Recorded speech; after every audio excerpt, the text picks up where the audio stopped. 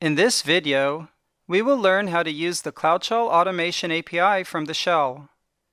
It's important to stress that shells are designed to work independently in the sandbox and should not use the CloudShell Automation API, which can perform sandbox and CloudShell level operations, and therefore applies to CloudShell orchestration scripts. Having said that, there are two methods in the API that apply directly to shells. WriteMessageToReservationOutput allows the driver to print messages in real time to the output console. Without this method, the command's messages will be printed at the end of the command's execution. SetResourceLiveStatus allows the driver to indicate the resource's state with an icon, for example, online and offline. Since the CloudShell Automation API package resides in the public PyPI repository, we must include the name of the package in the shell driver's requirements file to allow the driver to download it from the public PyPI repository. To make sure your shell gets a compatible version of the CloudShell Automation API package, specify the minimum CloudShell version this shell should support, and then set the limit. Let's add a command that prints a message to the output console. Open the driver.py file.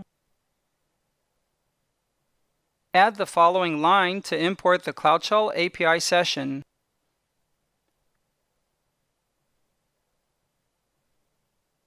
Add the command. Note that this is a context command. As you can see, the session's credentials are taken from the resource context we discussed in the previous video. Save your changes. Install the updated shell and return to your sandbox. Let's reset the output console. Now, let's run the command in the sandbox.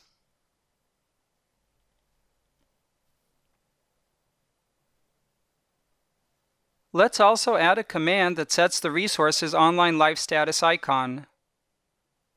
The available live statuses are included in the Server Universal Settings XML file on the CloudShell server machine.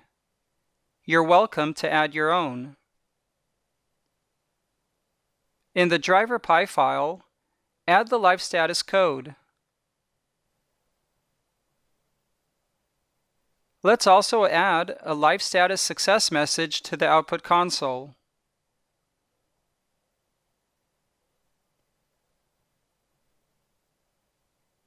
After shell installation, run the command and see how the live status icon changes.